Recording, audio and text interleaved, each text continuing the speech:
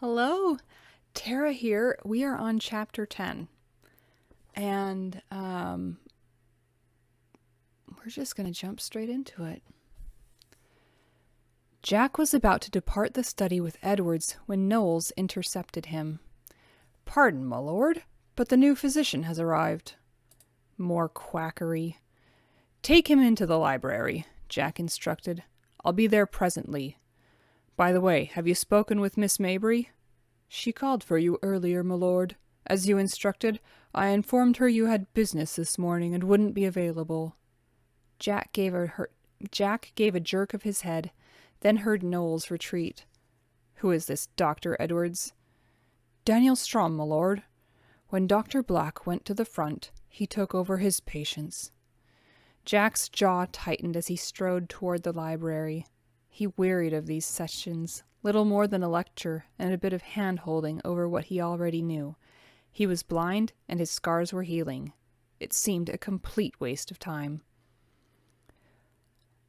"Lord Roxwood, I'm Dr. Strom from Broad Oak, near Sturry.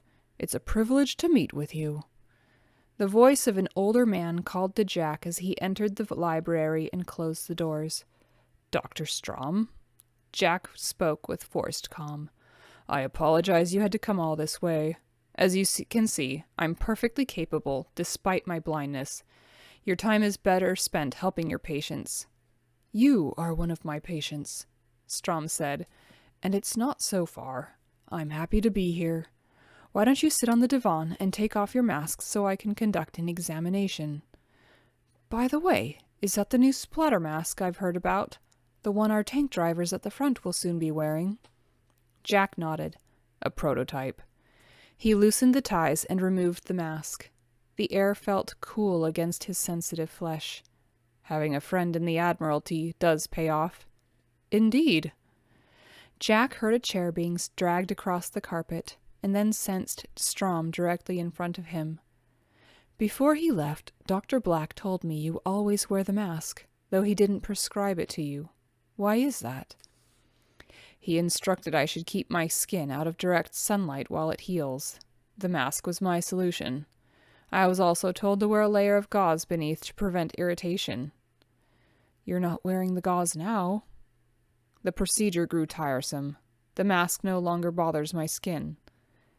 "But why wear it indoors?" Strom had begun to prod with a finger the tender flesh surrounding Jack's eyes. "Being out of direct light, the air would certainly help you heal faster." "Because I prefer it," Jack said, pulling back from Strom's examination. He'd endured enough jabbing and poking by doctors while he was in hospital.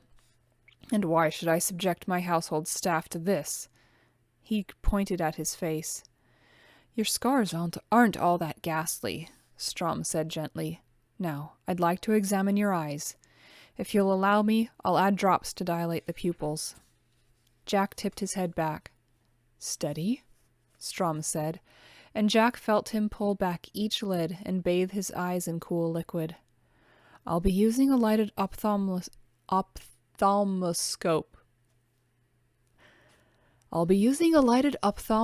to examine the retina," the doctor examined. "I've endured this procedure before. For a country doctor, you seem well versed in optometry." "With the war on, I've found it necessary to broaden my range of medical skills. Now, let me take a look."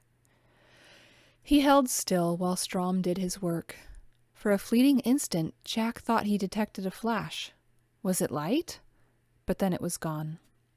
"Very good," Strom said when he'd finished. Jack refrained from saying anything. Surely he'd imagined it.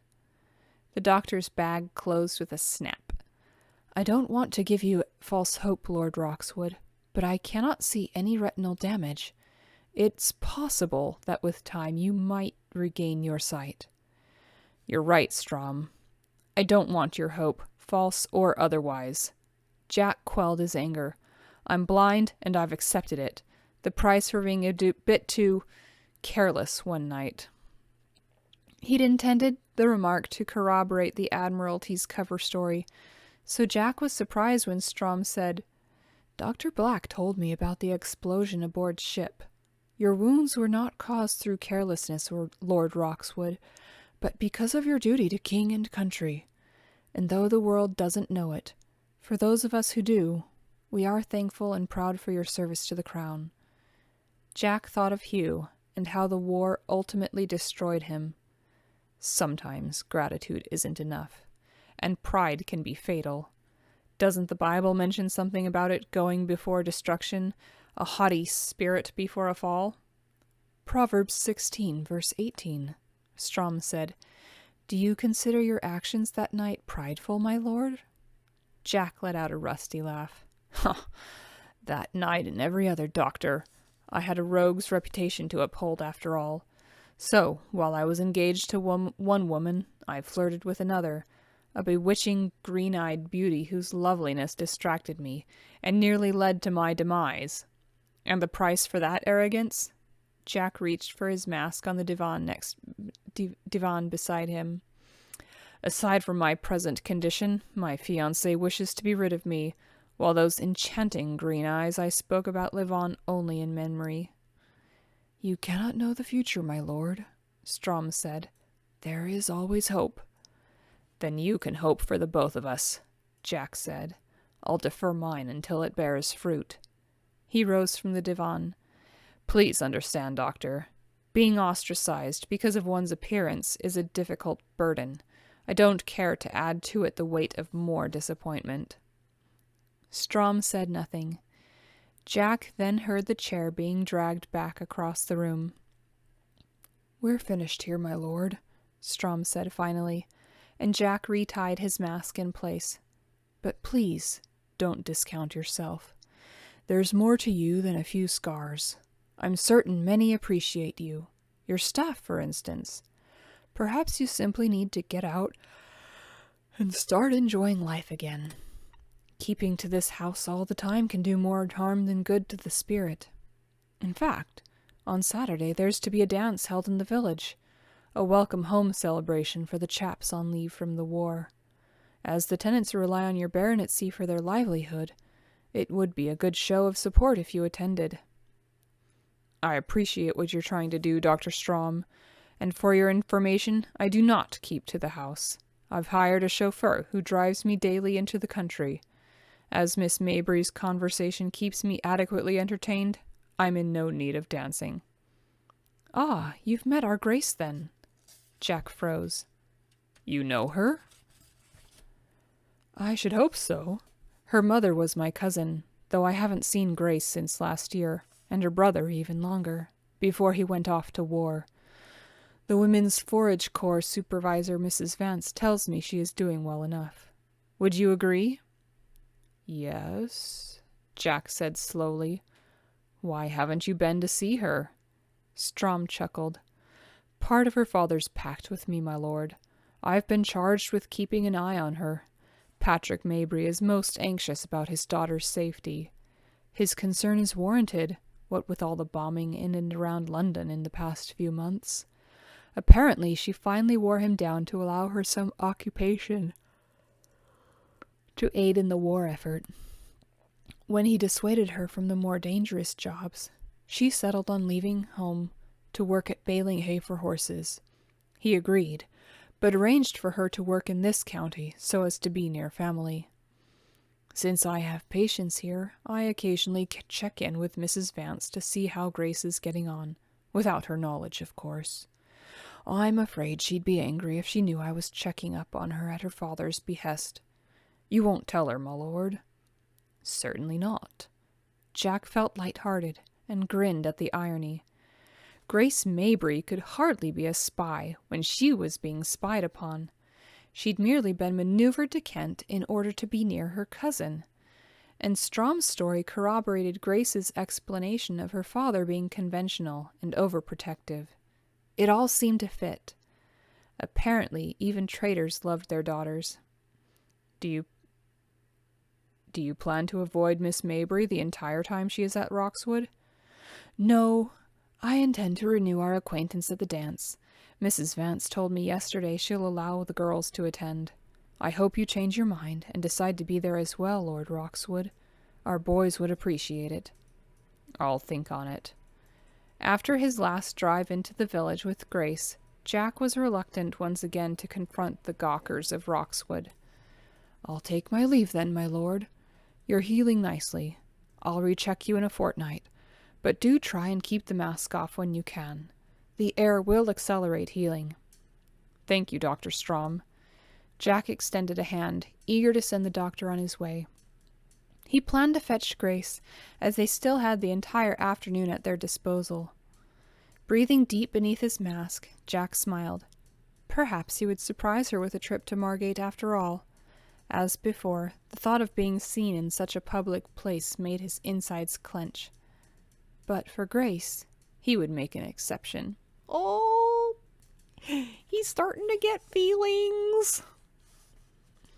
The women were lunching in the south pasture when they caught sight of Mr. Tillman riding toward them on Mary. "The ginger powder you put into the mare's feed seems to be working wonders, Lucy," Grace said, seated across from her on a bale of hay. "It's hard to believe Mary was so listless a few days ago." Lucy dusted breadcrumbs from her uniform. "I thought she might be suffering from a sour stomach. My mum used to fix us ginger tea, and it always worked." "You've got a real gift in those hands," Grace said, then winced as she flexed her fingers. "Right now mine are as stiff as whalebone after cutting and tying baling wire all morning." "At least you had those." Seated beside her on the bale, Claire looked pointedly at the handheld wire cutters resting in Grace's lap. Grace tilted her chin and quipped back, "I could have used my teeth." Agnes gave a sort of hyena laughter that caused a burst of hilarity from the others. "Oh, miss, that would be a sight to see," she said as the amusement died down. Wiping at her eyes, she was grinning, and it pleased Grace to see her so happy and carefree. "I wish she had used her teeth," Claire said, winking at Agnes. "Then she wouldn't be able to chew the last piece of Becky's vegetable pie." She gave Grace a playful nudge.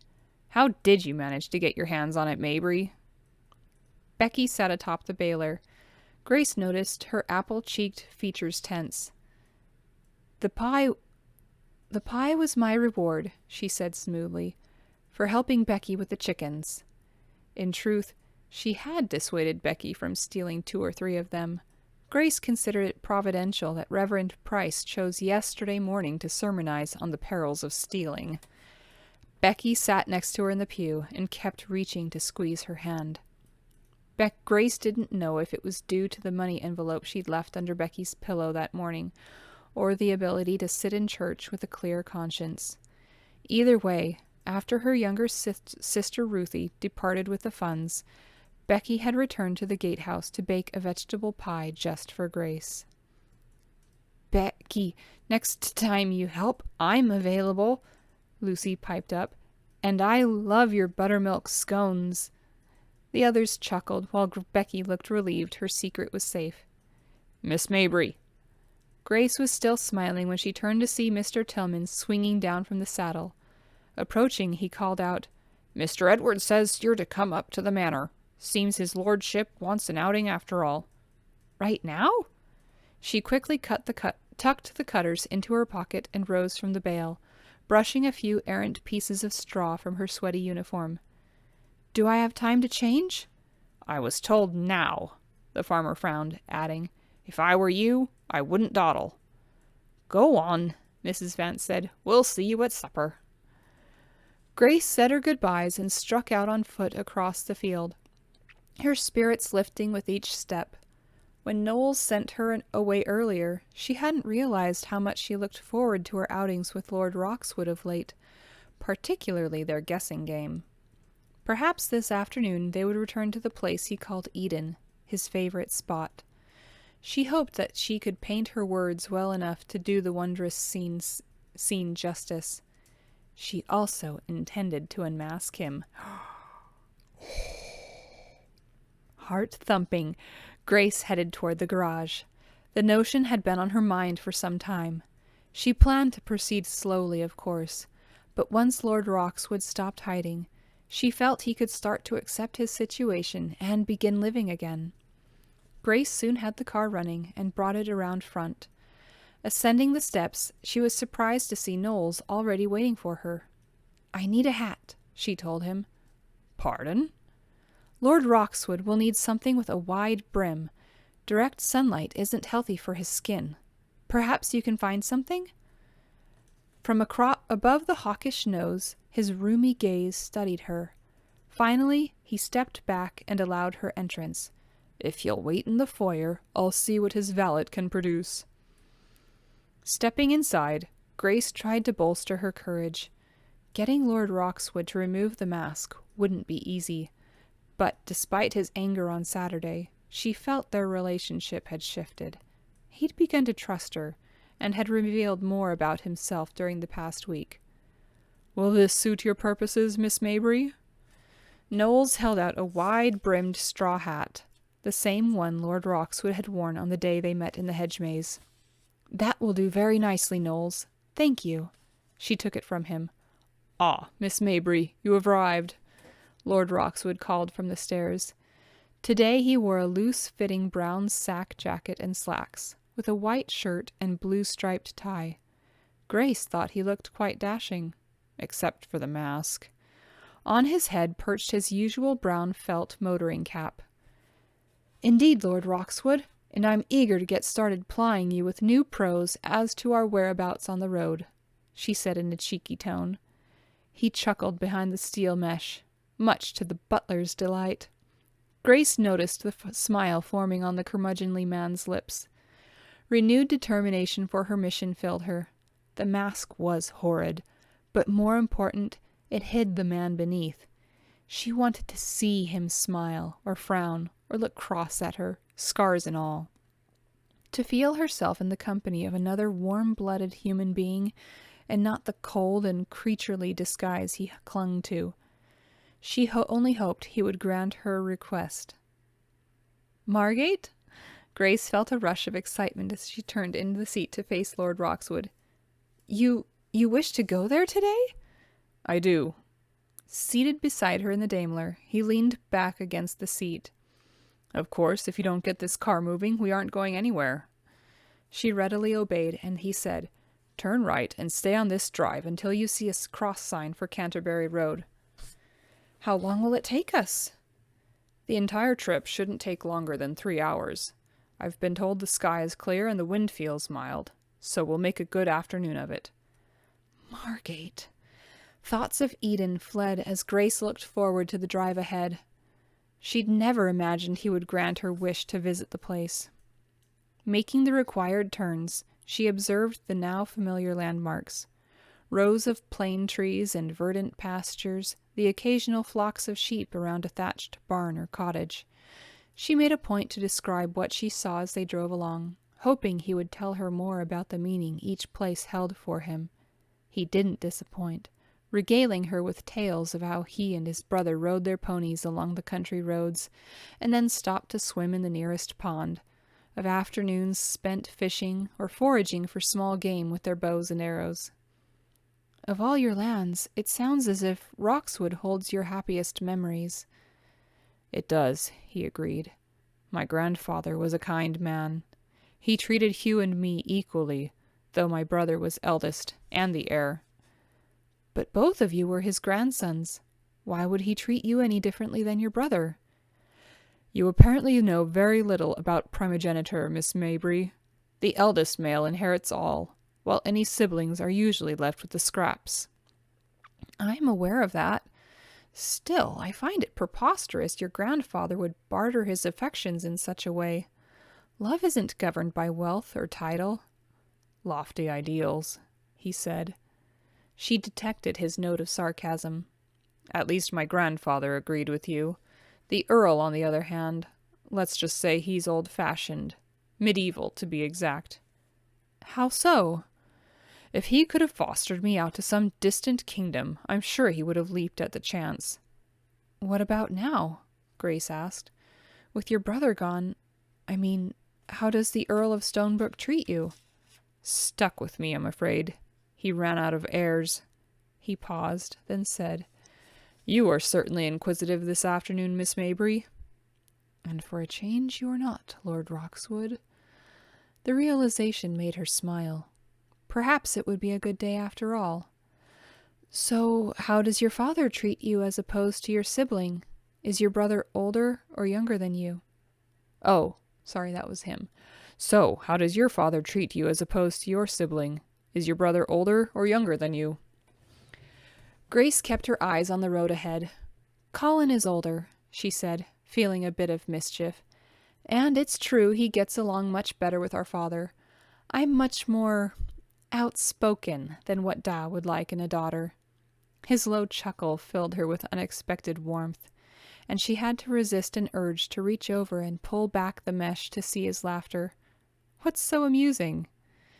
Your use of the English language, he said. You say outspoken, which I suppose serves well enough in polite society. I, on the other hand, would say you bray like a donkey. Her warmth vanished. You've got some nerve, she said. If I bray like a donkey, sir, then you have the manners of a goat. She clutched at the steering wheel as she imagined her hands around his neck. Laughter burst from beneath the mask. I think you've just proved my point, he said, amused. She opened her mouth to sally a retort, then realized she would only lend credence to his insult. A smile touched her lips. She'd actually made him laugh. If you're so outspoken as you say, I assume your brother is quiet? Yes, he's quite shy, she said amiably. In fact, my parents were amazed we turned out so differently, though Colin is 7 minutes older. Twins?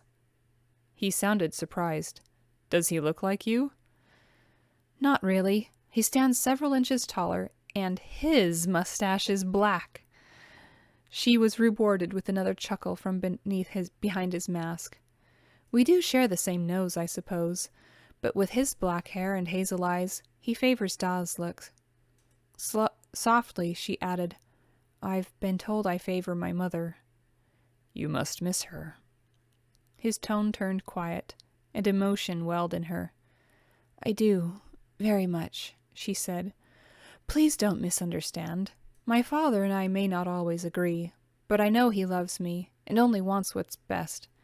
But his way of showing it is to marry me off to someone who will take over my protection and provide me with a safe and secure life. He doesn't allow that I might be able to take care of myself. How did you become so independent? My mother was an early suffragette, despite being married to my traditional father. She smiled. Or perhaps because of it. Before the war started, she was much involved with winning the vote. Her humor faded. When she got sick, I wanted to take up the cause, finish what she had started. Grace recalled the words of her beautiful mother. She taught me to never back down, and always stand up for what I believed in. That with courage and God's grace I could become anything I chose in life, and that I must live with the decisions I make. Tears brimmed in her eyes, and she blinked them away. Beside her, Lord Roxwood was still, his mask revealing none of his reaction. It made her long to see his face even more and ascertain his thoughts. She cast a quick glance to the back seat, where the straw hat rested. I think you're doing exactly what she taught you, Miss Mabry, he said finally. You're here working in Kent, charting your own course. I'd say you've come pretty far. His words pleased her. Do you also support a woman's right to vote? Absolutely, he said without hesitation. Most women are by far more intelligent, which is probably why men don't want them voting at the polls. His tone sobered as he added, Fear tends to breed hatred and dissension, Miss Mabry. It can exacerbate the imagination to the point of becoming ludicrous. Like jailing suffragettes? Grace recalled her mother's indignation when Christabel Pankhurst and Annie Kennedy were arrested for crashing a Liberal Party meeting. She also remembered the ridiculous rumors circulating the village. Or creating crazy legends about some tin man, she said. Exactly. He raised an arm to rest against the top of the seat. When his hand briefly grazed her shoulder, Grace felt her pulse quicken. He seemed oblivious to the action. Women have as much to contribute into today's society as any man. They can certainly be as astute when it comes to politics. Look at all the great queens who have ruled through Britain's history, and you'll have your answer. I'm happy to hear you say so. I'm also surprised, since your appreciation for women has previously dealt with intellect and less with intellect and more with physical pleasures, Miss Mabry. Again, his hand brushed her shoulder, and Grace held her breath in an effort to slow her racing heart. Surely, as you can tell, my days of chasing the ladies are at an end, unless I want to make them scream. Besides, I am also engaged to be married. To someone he didn't love. His cage. I'm sorry, she said. I don't need your sympathy, just your driving skills. He removed his arm from the top of the seat, and Grace felt a sense of disappointment. She recalled his notoriety in London, his arrogance and penchant for vice, a man who had spent his days drinking and gambling, his nights destroying the reputation of the fairer sex. Those exploits seemed distant now. Not for the first time, Grace wondered at his day-to-day activities after their outings. Instead of attending parties, did he sit alone for hours in the big, empty house, listening to its settling creaks and the shuffling feet of his servants? And at night, did he amuse himself, not with drink and womanizing, but with the sounds of the fox and pheasant as he stood at his balcony when he thought no one could see? She eased out a breath, ridding the last traces of her contempt. His life these days seemed a lonely preoccupation. Despite what he'd been before, no one deserved to fall that far. Was it surprising he volleyed her with questions, living so secluded these past months? Yes, she wanted to see his smile. She wanted to make him smile. The main thoroughfare loomed ahead. We've reached Canterbury Road, she said, relieved to escape the path her thoughts had taken. She slowed the car. Turn left, then straight on until you reach the coast, he said.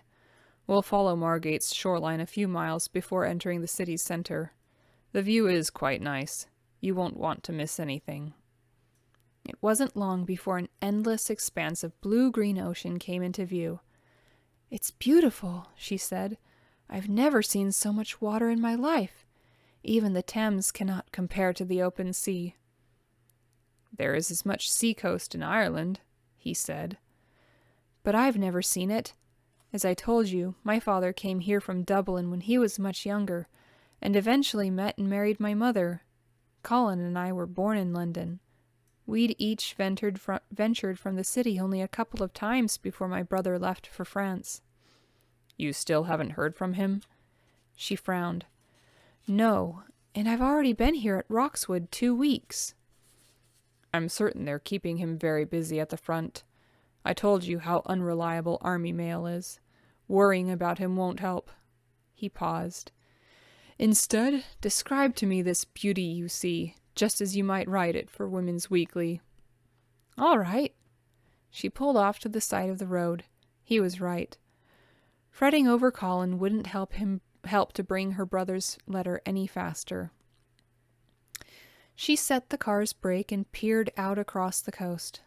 The ocean seems vast, like a country all its own, she began. Watery arcs, tipped in blues and greens and cresting the surface as far as the eye can see. The warm air is pungent with the smell of brine, while ceaseless waves crash the shore, their foamy tide teasing miles of sparkling sand and scattering strange driftwood, pink and white shells, and bulbous tentacles of dark brown kelp. She took a breath and continued.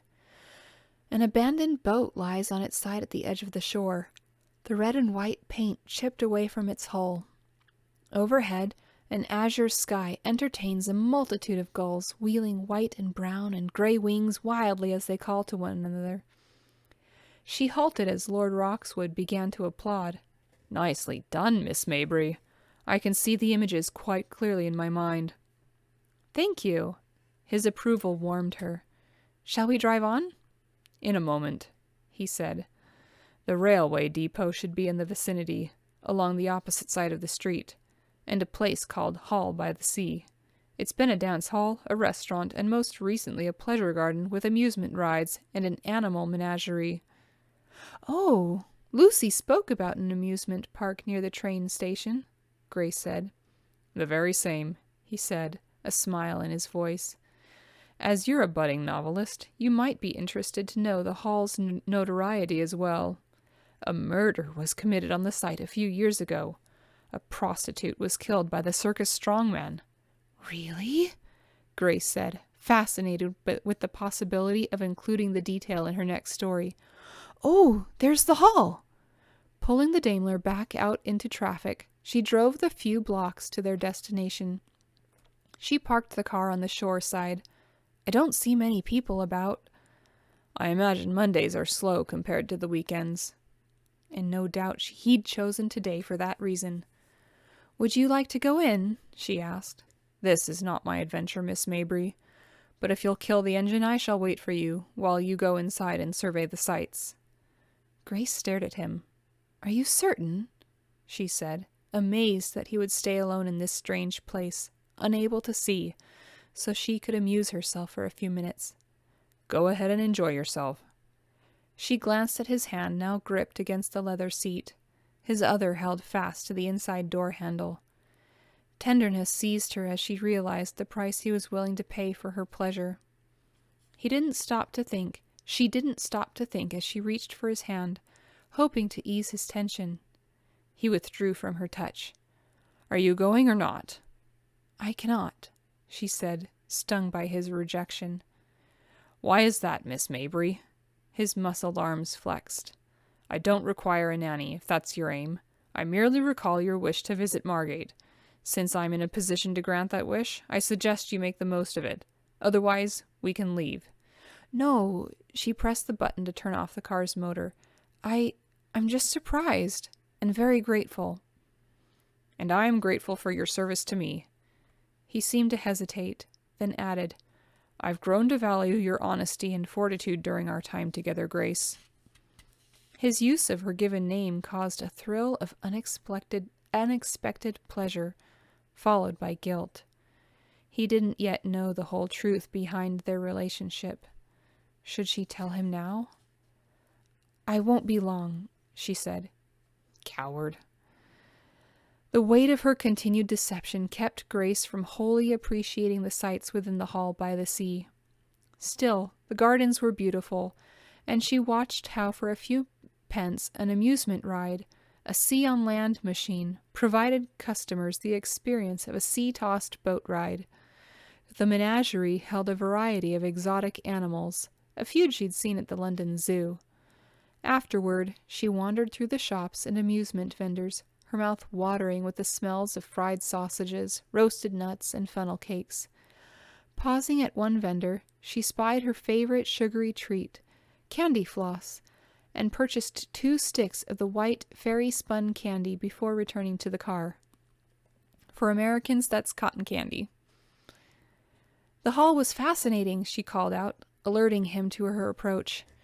She stopped beside his open window. A bit like an indoor street carnival, only larger. I expected you would enjoy the amusements, he said. And did you see the bear? I saw several animals in the menagerie. Why?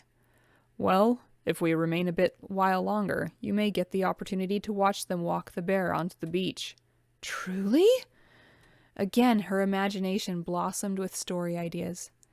Then we must stay, for I'd love to see the creature, and I've brought us each a dessert, a stick of candy floss.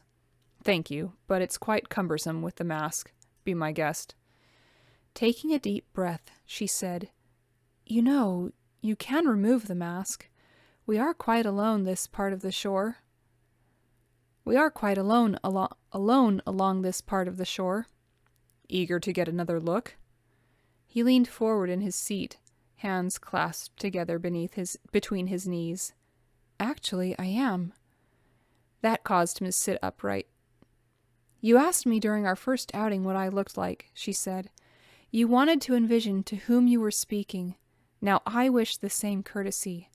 I want to see you, Lord Roxwood, not that dreadful mask. He didn't speak for a long moment, his posture rigid. Finally, he said, "We cannot always have what we wish, Miss Mabry. I'm sorry." He was impossible.